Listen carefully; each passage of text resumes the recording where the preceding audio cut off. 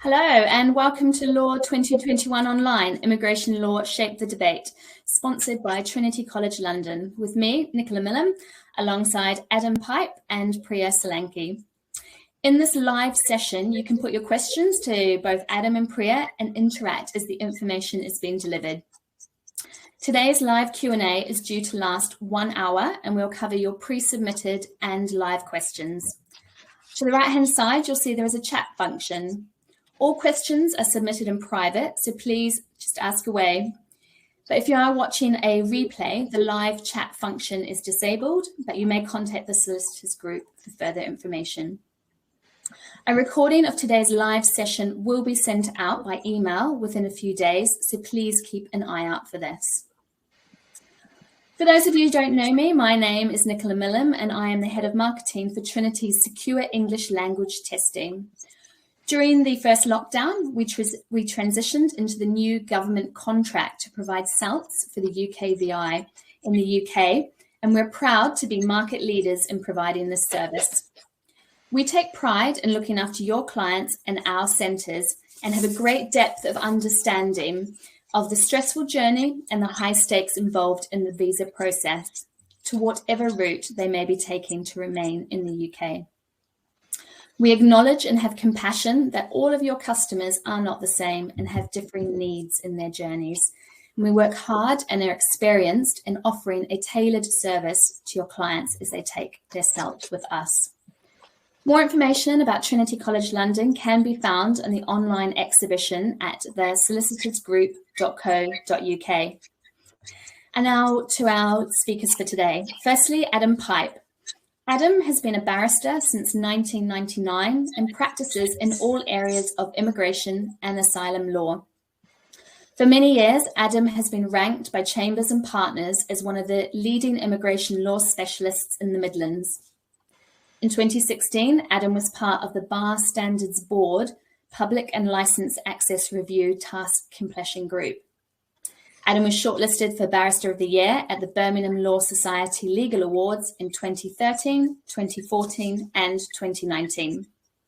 As part of LAW2021 Online, Adam Pipe's sessions have included Immigration, Asylum and Human Rights Update and Deprivation of Citizenship.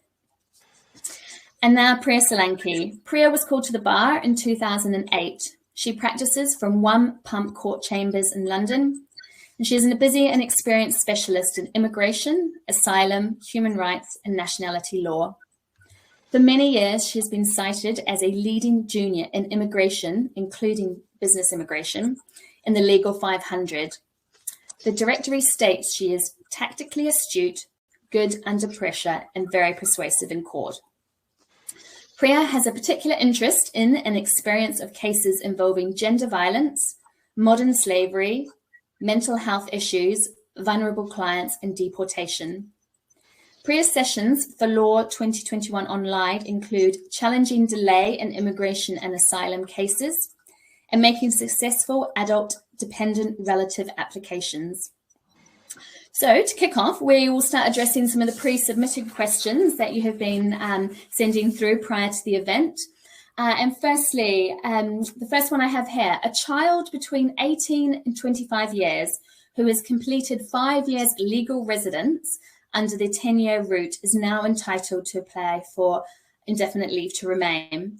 Should it be a new application? And what about the Home Office fee?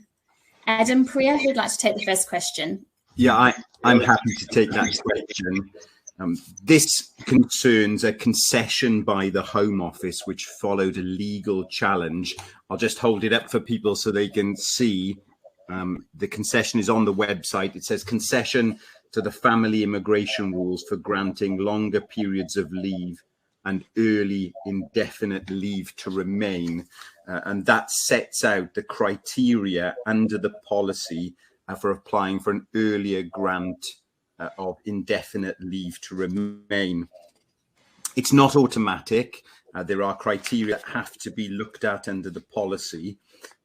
And also, unfortunately, the way they've done the policy only covers those who are over 18 and under 25. So you may have people who previously qualified and had spent half their life and are now over 25, and you may need to make applications for them.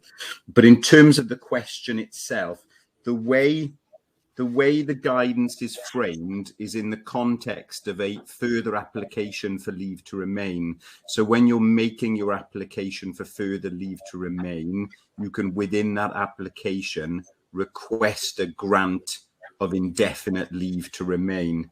So that's the way I would go about it. If you're somebody who you think should benefit from this policy but not included, there's a very helpful note, actually. So if you look on the website of the Migrant and Refugee Children's Legal Unit, so that's the Migrant and Refugee Children's Legal Unit, they've done a note following the litigation, and they provide there an email address and a postal address for the post-decision casework team, who you can write to, perhaps for people who've been granted, say, a further period of 30 months and should, in view of the policy, qualify for indefinite leave to remain.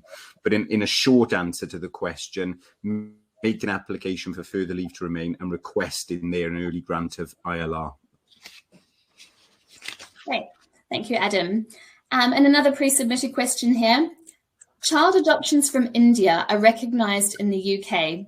If a child is adopted in India by deed, later endorsed by a court order, is that sufficient for entry clearance? In this case, there has been no involvement of an organisation like the IAC before or after the adoption. Who'd like to take this one, Adam or Priya? I've had a brief look at that, and Priya and I have had a brief chat about it as well, because obviously when it comes to overseas adoption cases, they are very difficult. They don't come across our desks that often, and they always take a bit of research. Indian adoptions are covered by the Adoption Recognition of Overseas Adoptions Order 2013. And that really puts the question about whether the adoption is valid in Indian law.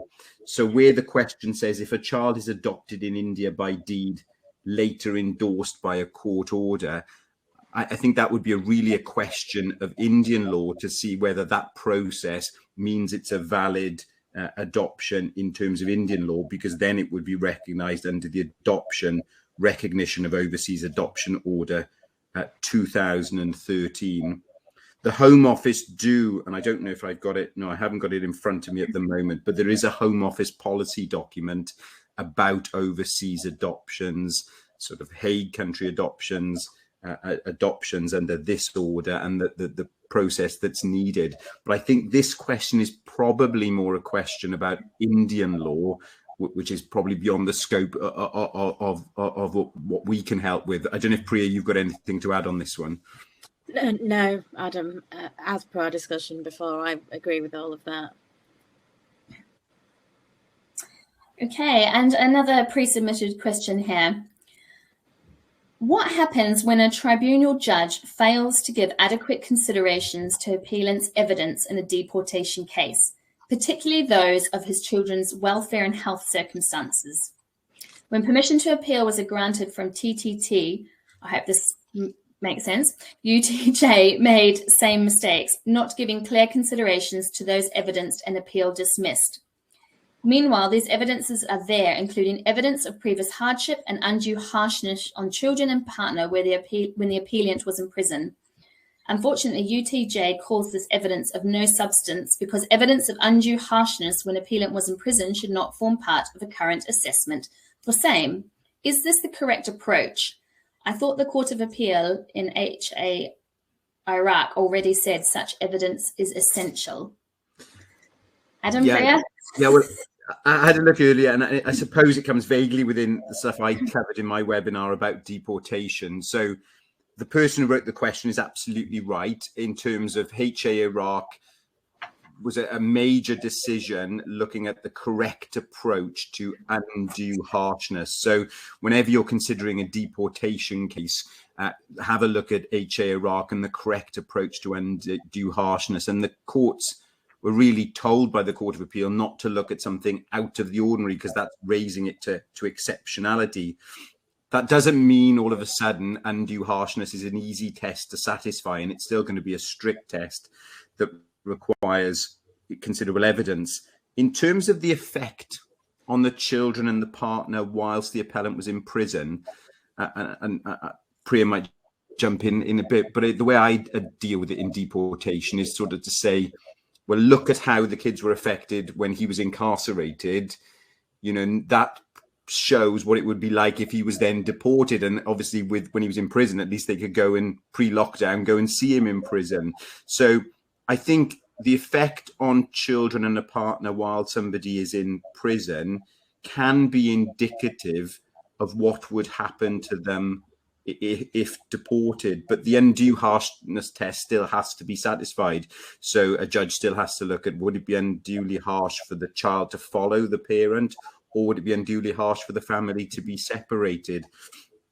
If you're not, go on, Priya. Yeah. Sorry. No, I'm sorry to butt in, Adam. No, I think that's right. And also sometimes when they are released on bail following a sentence and they're back in the family home, it's useful to refer to evidence of how that has impacted positively on the child and on the mother and the family as a whole in trying to show that the test is made out.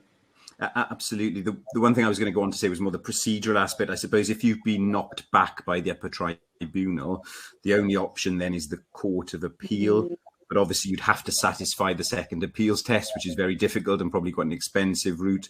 Alternatively, it would be an application to revoke the deportation order, and you'd need new evidence because obviously they'll apply a fresh claims test to that. So, and think about things like social work reports and the like, so they can address that specific impact on the family.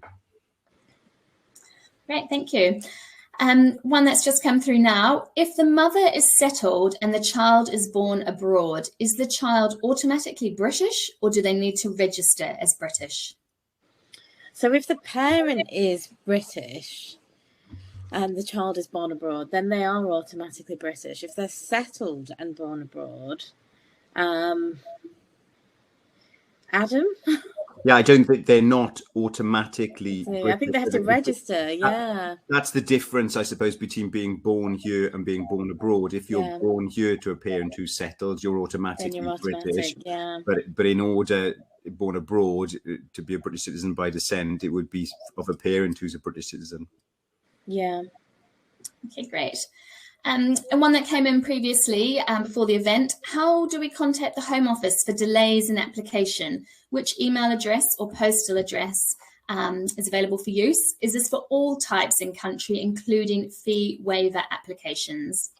Okay, so there isn't a specific email address or postal address dedicated to delays in applications, unfortunately, nor is there one for delays in dealing with fee waiver applications. Different departments within the Home Office deal with different types of applications. And what the Home Office do have on their website is a UKVI tool that allows you to answer certain types of questions. And then what it does is once you've answered those questions, and it directs you to contact details catered for your particular type of application. So for example, if you have got an asylum application outstanding, you'll be directed to contact Migrant Helpline about that outstanding application. Now, it may well be that you've received correspondence from the Home Office actually, so that you know who is looking after your application. In those circumstances, you would write to the address or to the email address that you've received correspondence from. Otherwise, you might want to make use of this tool that's available on the internet. The other thing that I would suggest in a delay case is writing to your MP, and also thinking about using the complaint procedure. And there is an online form where you can submit complaints.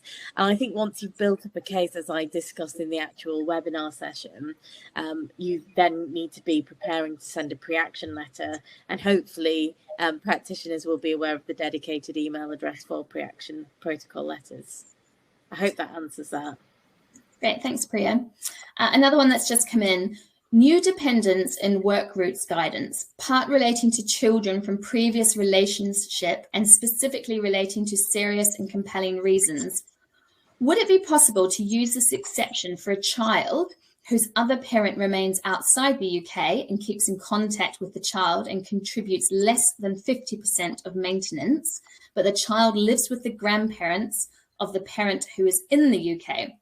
Could we use the best interests of the child as an avenue to bring the child to the UK to join the parent? I must admit, when I was reading this question in the chat, I was struggling to see exactly what the question was in terms of I presume it's bringing in a dependent of somebody here on one of the worker routes.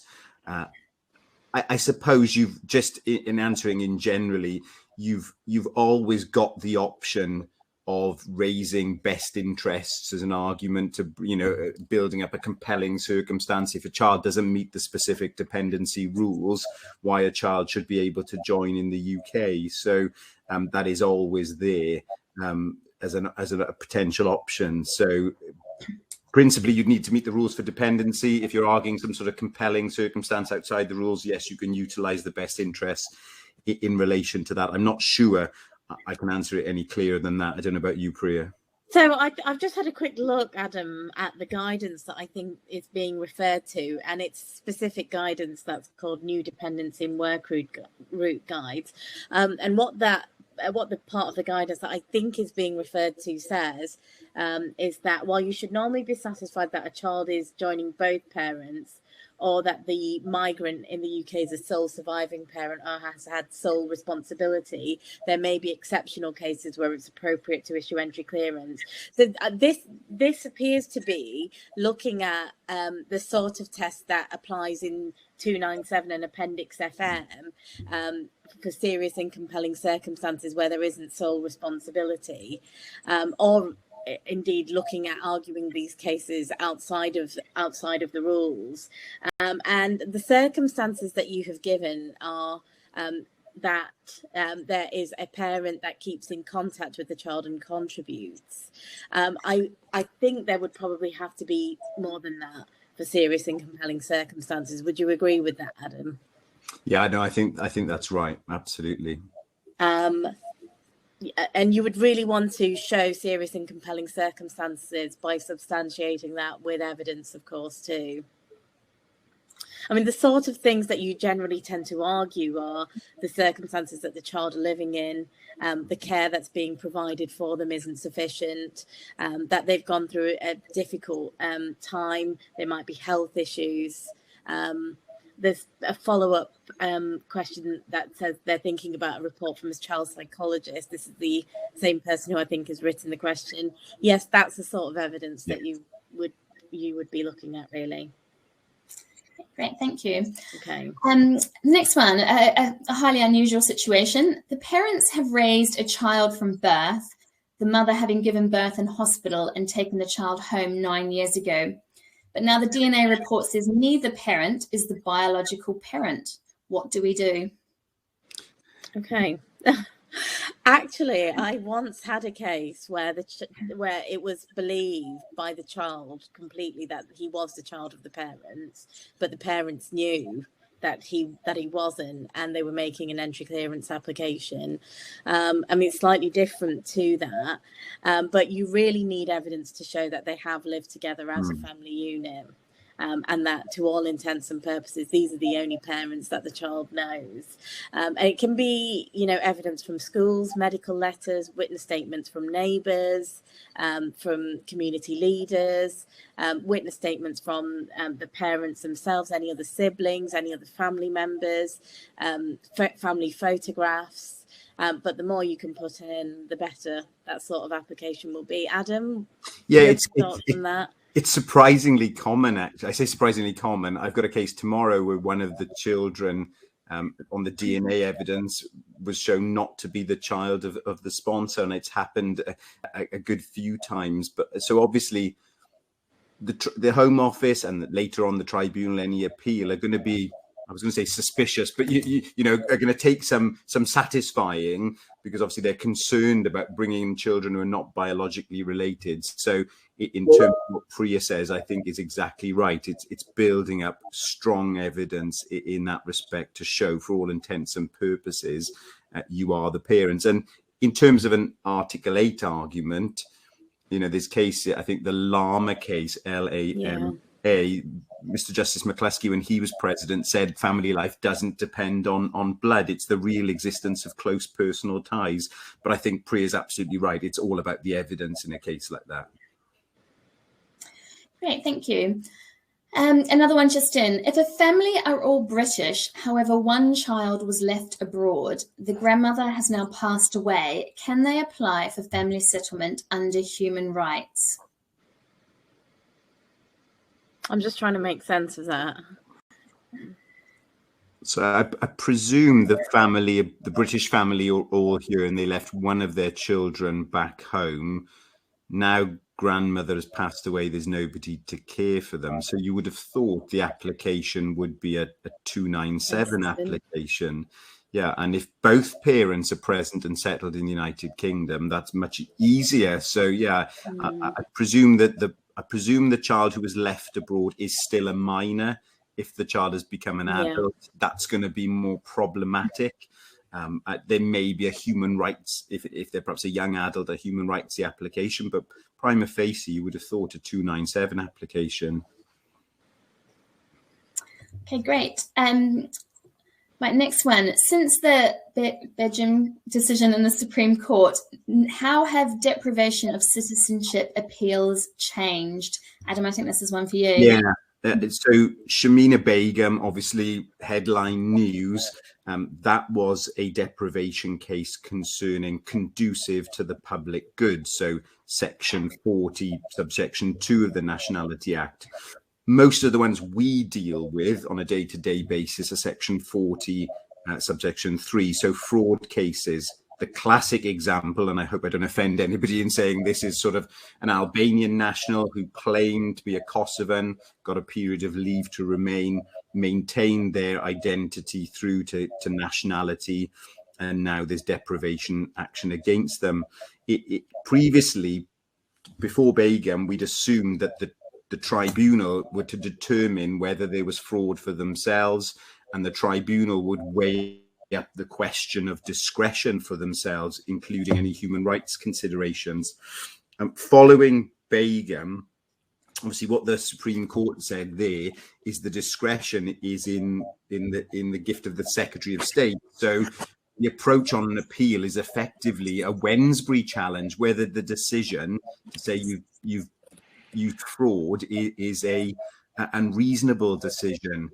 Obviously in Begum that was to do with public good, but there's been a tribunal case, and I'm probably going to mispronounce this, called Ciceri, where they apply Begum to section 40, subsection 3 cases. It'd be interesting to see if that's challenged to the Court of Appeal. So effectively it's a Wednesbury review in terms of whether there's been fraud and the question of discretion. The one thing that does stand is in any human rights considerations, it is for the tribunal to determine that for themselves. But remember, human rights on a deprivation case, you're not looking at removal at that stage. So it's only the Article 8 implications of having being deprived of your citizenship. So I don't find we win many deprivation cases on pure Article 8 grounds. I don't know, Priya, if there's anything you want to chip in there, because certainly deprivation cases are on the up.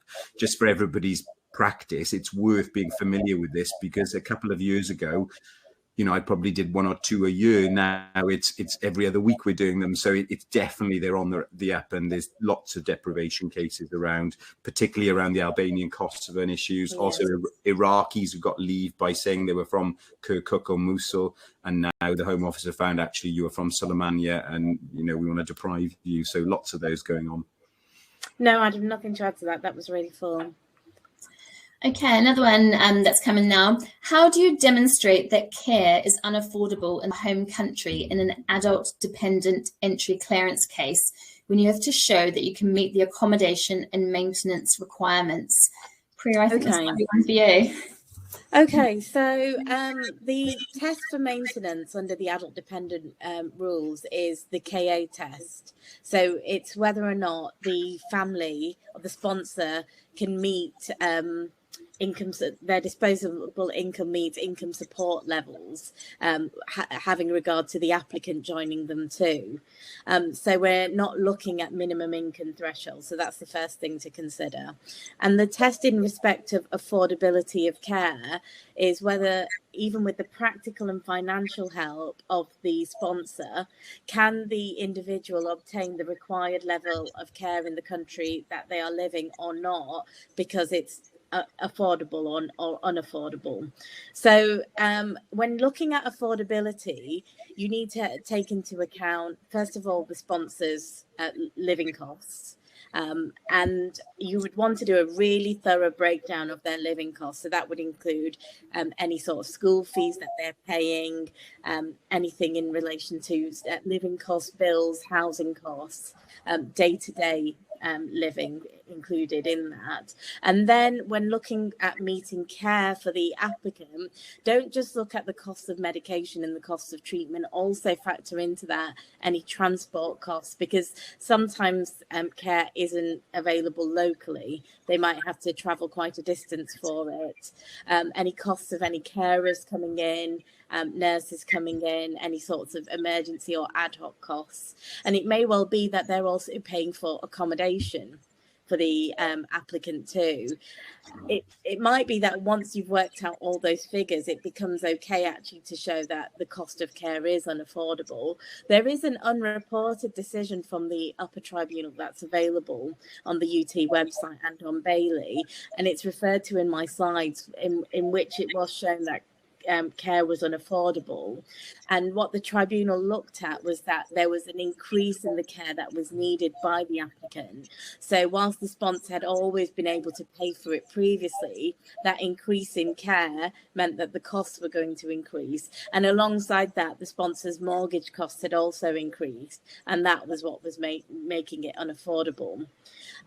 The other thing that I would say is, don't forget that it's an alternative test in the rules. We're not just looking at affordability. The other part of the test is whether the care is available and there's no person there that can reasonably provide it. So in terms of looking at availability of care and whether anyone can reasonably provide it, you're looking at whether it's geographically accessible, whether it's reasonable from the point of view of the provider, and whether it's reasonable from the point of view of the applicant. And the policy guidance actually says that you should have regard to cultural considerations, emotional and psychological needs too. So there's quite a lot there to work with and to potentially have success with. Adam, can you think of anything to add to that? Just two things, I suppose. Picking up what you said, I think is absolutely right in relation to whether it's reasonable, the care. It's that subjective element because of the cultural, there may be certain cultures where only a female relative will do as a carer. So, yeah, and that was emphasised in the Britsits case. And I wonder sometimes whether expert evidence in terms of even the affordability of care, if you haven't got a breakdown of what the costs of care would be, to get an expert report from a country expert or perhaps a medic or somebody in that country just to set out what the level of care is. But yeah, because the adult dependent rules are so hard, the better the evidence, the more chances of success. So I think that's well worth doing.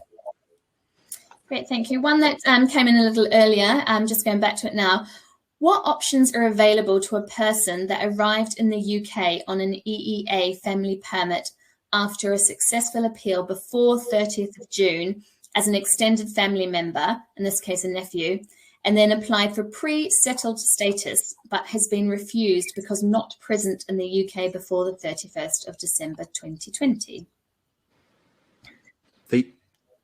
As I understand, they should, those people who were successful in extended family member applications and were granted family permits, even if they arrived later, should be able to then apply for settled status and should get it. So I'm concerned about the refusal in that. Certainly, one of the other questions that we had submitted in advance was in relation to the.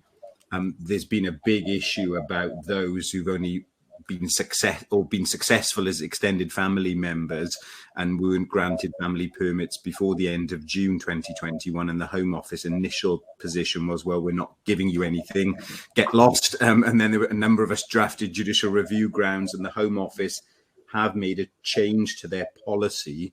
It's set out in the EU Settlement Scheme Family Permit and Travel Permit Policy version 10, which is 1st November 2020.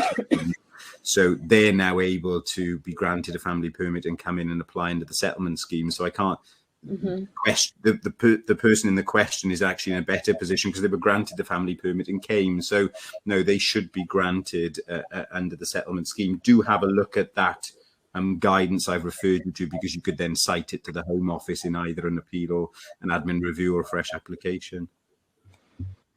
Great, thank you, Adam. Next, I have a number of elderly clients who are here on visit visas and who wish to make adult dependent relative applications whilst in the UK. I am concerned about the recent decision of the Court of Appeal in Mobeen. What would you advise? Okay, I'll take that. I think it flows from my session. So, in Mobeen, she was Mrs. Mobeen. She was an individual who had come here on visit visas repeatedly, and I believe that what the facts of the case showed was that since 2011, she'd spent the majority of her time in the UK as opposed to in her home country. She was very isolated in her home country. She then overstayed a visit visa around 2013 or 2014 and then made an application to stay here outside of the immigration rules on the basis of human rights grounds. And it was found by the Court of Appeal that she had family life, but that it would not be disproportionate for her case to be refused because her family in the UK could support her. She'd built up her family life while she had precarious status, and also there wasn't anything that showed that she could meet the adult dependent relative rules. So on its facts, you can understand why that was actually refused. Now, when you're making this sort of application and the client's in the UK, the first thing that you want to think about is whether they might meet paragraph 276 ADE subsection 6. Are there very significant obstacles to their integration into their home country? And it might be because of their health, disability, their isolation. There is going to be obstacles that meet that test. The second thing that you want to think about is whether they would meet the adult dependent relative rules, and you want to try and demonstrate that properly by providing specified evidence and then make a Chikwamba argument. And there are unreported decisions available on the UT website where those applications have been successful at appeal. And then finally, you want to think about whether outside of the rules under Article 8, there's a range of factors potentially that mean that there would be a disproportionate interference. And there's a case that I refer to in the session called Dasgupta, where they look at the impact on minor children, where they take into account that the individual isn't going to be able to travel for much longer on visit visas to continue his family life in that way. And it's a range of factors that leads them to conclude that there would be a disproportionate interference with Article 8 rights. Yes, Mobeen's disappointing, but you can understand why they came to that conclusion, and there's different ways in which to argue these cases. Great, thanks, Priya. Just to follow up to the question with regards to the DNA and biological parents, going back to that earlier question about the DNA report saying they are not the parents, is there a need to go to the National Family Court to get some type of order before making an application for entry clearance? Do you know, just after we answered that question, it did pop through my head whether you should go to court. I don't think you have to, but of course, if you got a court order, now sometimes in entry clearance case, the quality of court orders we see are not very good. But if you had proper court documents showing, well, the court recognizes that this person has legal custody of this child, even though they're not the biological child, that as long as I say, it's good quality and it's not a problematic court order that's going to lead to some allegation by the entry clearance officer you put dodgy documents in, a good quality court order is bound to help, isn't it? Because in Article 8, you can say, well, look, this came as an absolute shock. we've now gone to court and we've done things the right way in our home country or something like that. So yeah, that might be a helpful way forward. Great, thanks, Adam. Another pre-submitted question here. What is the current position with cases involving 7-year children? Yeah, in my session, I cover the position with 7-year children. So we're looking at 276 ADE 1 Roman 4, and also in relation to the parents 117B6 and the whole reasonableness test. There's a case I look at in the session, it's NA Bangladesh. And what the Court of Appeals say in relation to that is following KO Nigeria, there's no presumption in terms of that it would be unreasonable for a 7-year child to leave the United Kingdom. There was the argument that following the old Court of Appeal decision in MA, there was that presumption that you'd, unless the Home Office could show otherwise, you'd effectively presume it'd be unreasonable for a 7-year child to go back. So there's no presumption. Obviously in KO, it talked about families usually staying together, and Lord Justice Underhill in the NA case said that that's only a starting position. The one thing I would say is it's really interesting is if you look at the Home Office guidance, the Home Office guidance still starts from the position that prima facie it's unreasonable for a child to go back after 7 years. So I still see, and solicitors tell me, and probably delegates on the call today would know better than us, that actually they're being granted on application, that after 7 years they are being granted. So I still think it's worth putting in the applications and citing the policy document from the Home Office. And I think ironically, the last version of the policy I saw was dated the 24th of June this year, which was the same day as the Court of Appeal decision was handed down.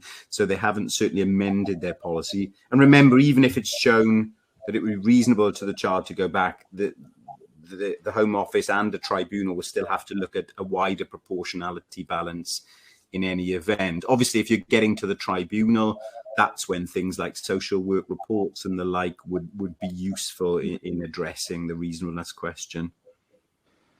Great, thank you, Adam. Another pre-submitted one that's come up now. Can you explain the impact of the decision of KTT versus Secretary of State for the Home Department on leave for victims of trafficking?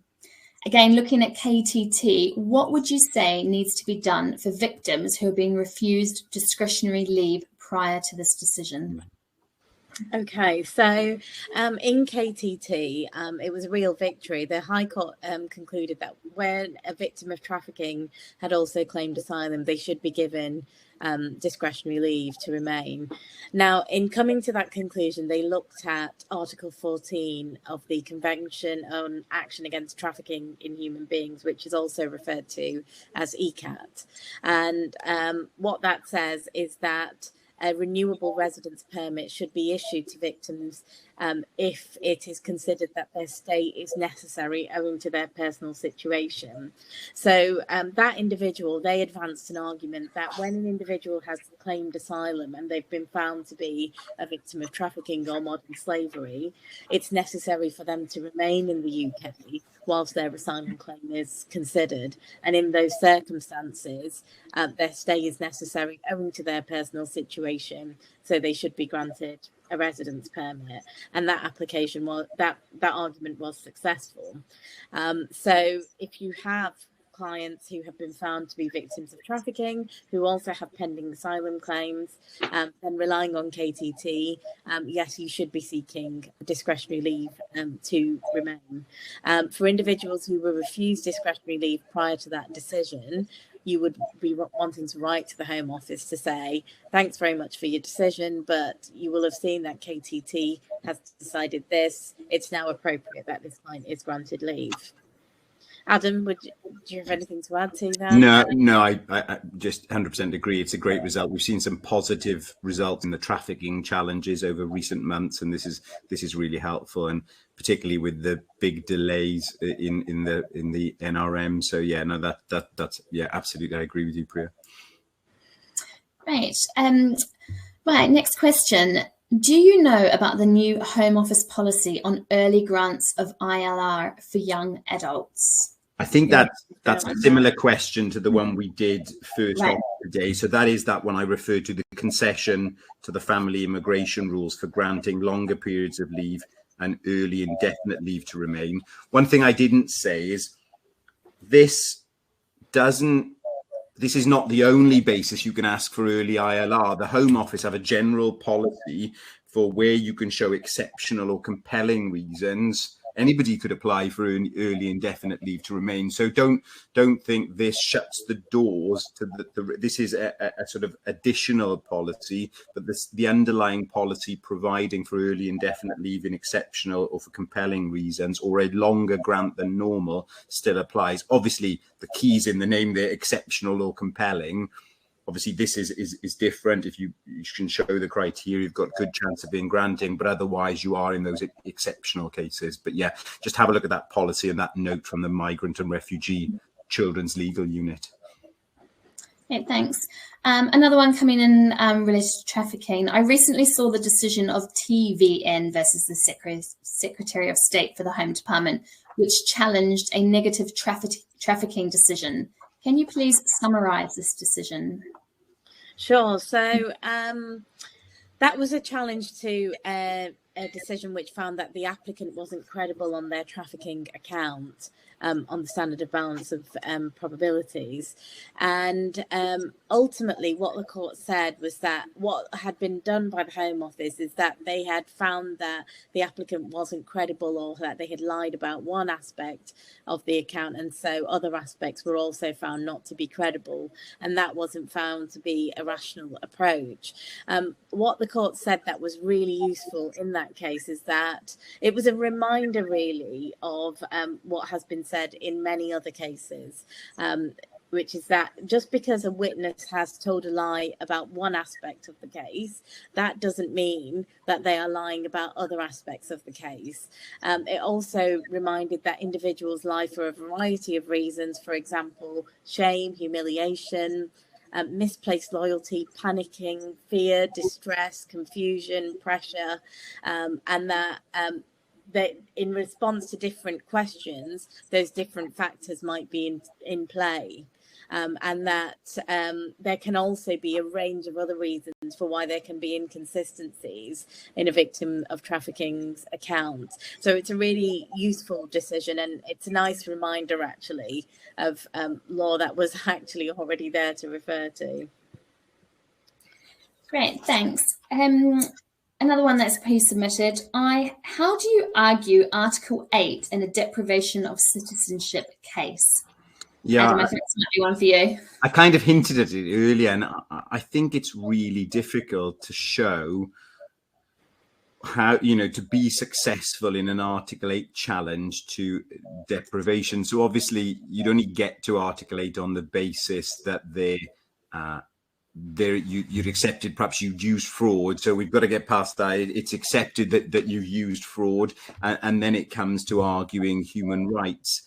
I think you'd have to show particularly how deprivation would impact, say, the best interests of your children. So if you've got British children, you're being deprived, perhaps obviously that might affect you in terms of your ability to travel. I know there's been concerns about this limbo period before you may be granted leave to remain, and the upper tribunal addressed that in the Cicely case.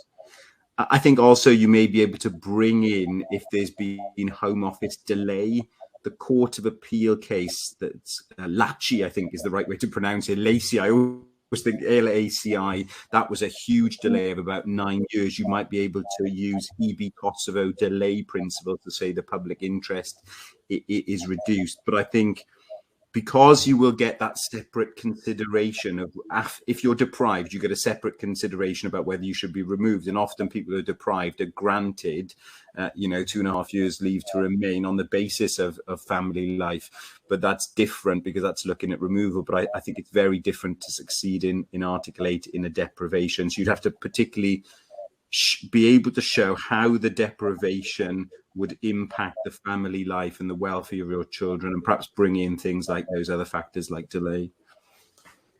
Thank you, Adam. Just to say, there's about 10-15 minutes left. We've got some questions still coming through, but if anyone does want to add anything else additional to the chat, then please obviously do so. This is your opportunity to put those questions to Adam and Priya. Next up, given the decisions of the Court of Appeal in MY Pakistan, where are we now in arguing for rights of appeal in domestic violence settlement cases?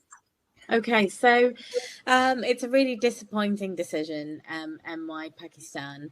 Unfortunately, what has been confirmed is that the Home Office can refuse to engage with a human rights claim where it's been advanced in a domestic violence application. If it hasn't been made using the form that's specified by the Home Office or using their specified procedure. So what that means is that they have no right of appeal. The Home Office can choose to completely not engage with a human rights claim that's not advanced in the way that they prescribe. And where they refuse to engage with the claim, there's no decision on the human rights claim, and so there's no right of appeal against that decision. So what's left is an administrative review. Now, what they ultimately said was that some applications are applications. I'm echoing, aren't I?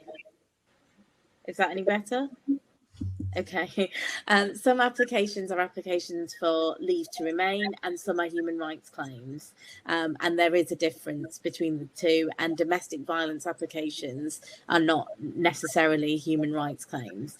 One of the things they did say, though, was that there did seem to be an issue with the fact that you had to make two types of applications. Firstly, to seek settlement as a victim of domestic violence, and secondly, to advance a human rights claim. And what was asked is that the court set themselves up as a divisional court to look at whether or not that policy that the Home Office had of making one application at a time was lawful. So there was a second decision in MY, which was only a few weeks old, and the court refused to set themselves up as a divisional court. They said that the case hadn't been argued in that way from the outset, and so it would require repleading everything. They also said that in that particular case, the Home Office had agreed to look at the individual's human rights claim without him having to make a separate application, so that the point was academic. And they also said that to argue that the one application at a time policy was unlawful, there would need to be a judicial review, and that judicial review would be really out of time, and they couldn't say for sure that any extension of time would be granted. So it's a disappointing decision. However, it leaves room to argue that that policy that they have of making one application at a time and not being able to argue a human rights application and settlement at the same time is unlawful. Yeah, thank you, Priya.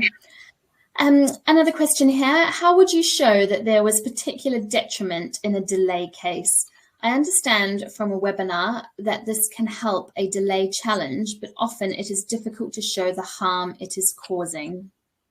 Okay, so in arguing that delay is unlawful, you have to show that there's manifestly excessive delay or that there's particular detriment to the applicant that the Home Office are failing to alleviate.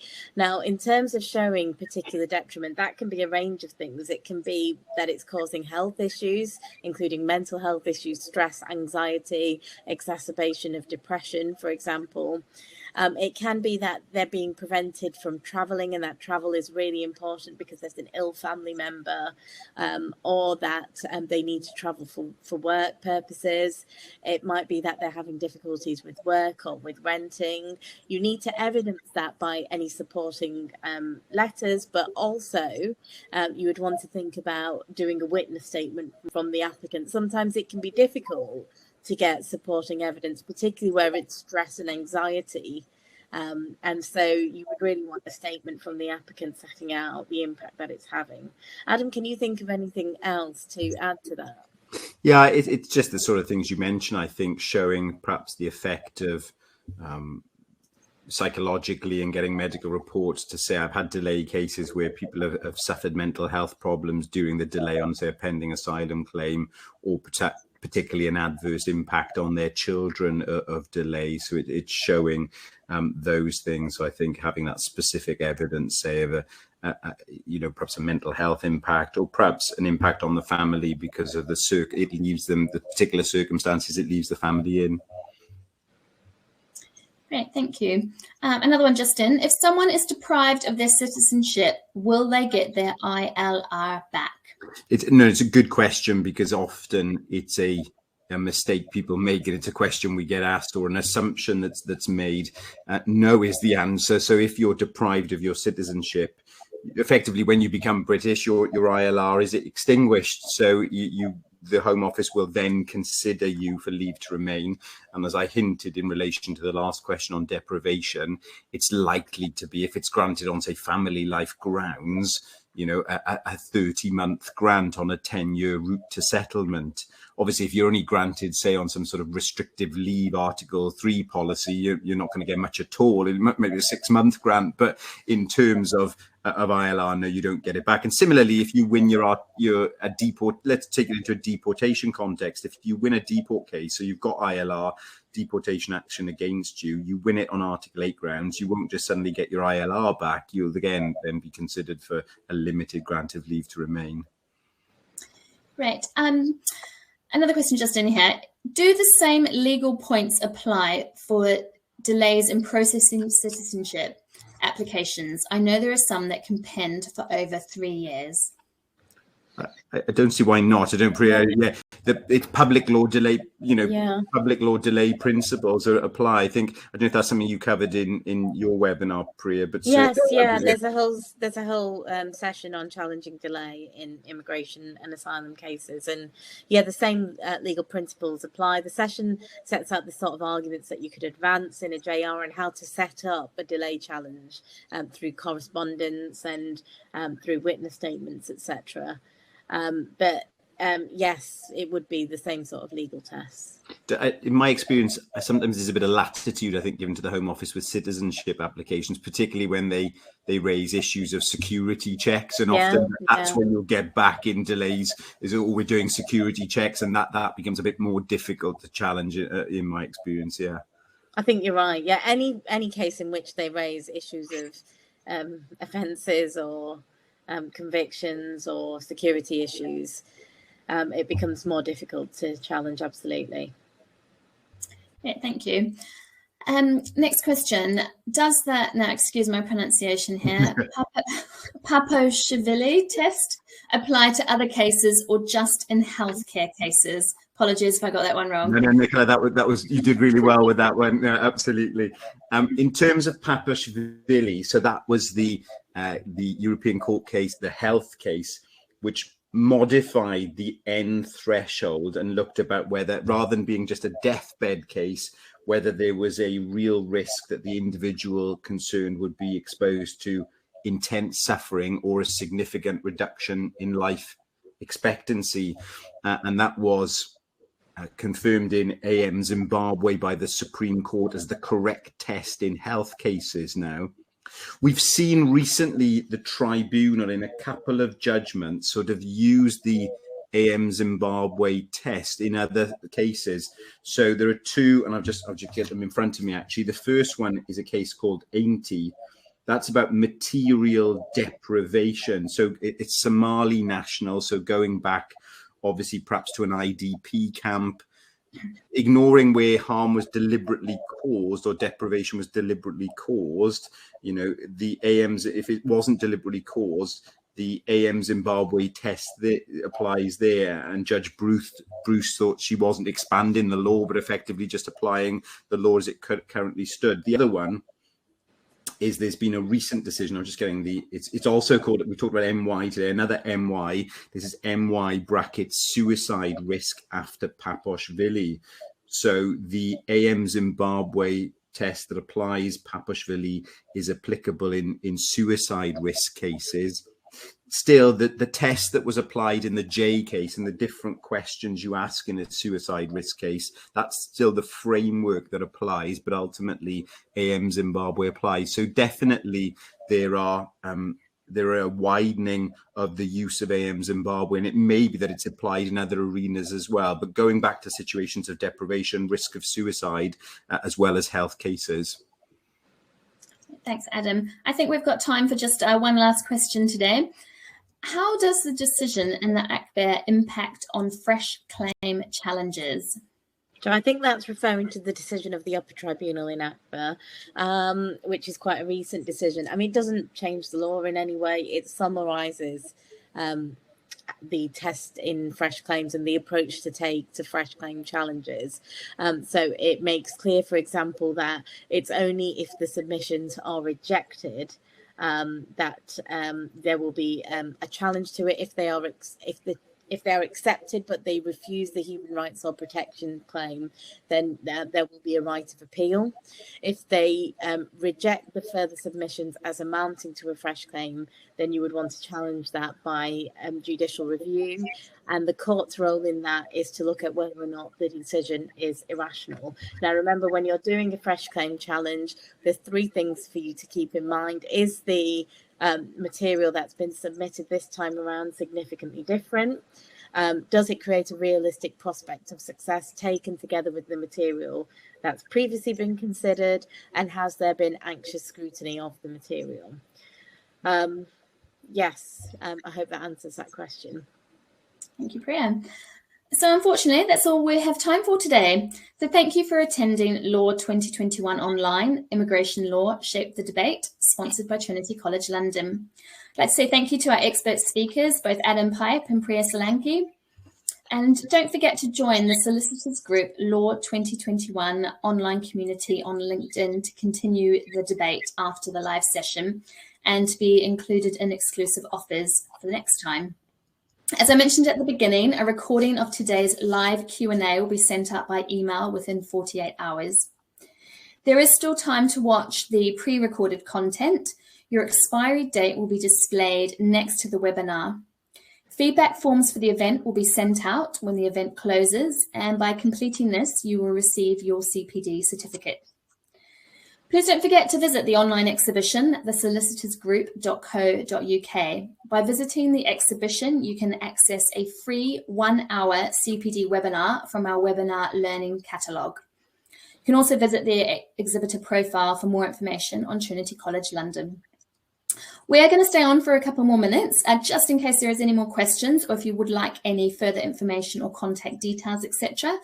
But aside from that, just thank you again, and I hope you all have a great day. Thanks, everyone. Thank you.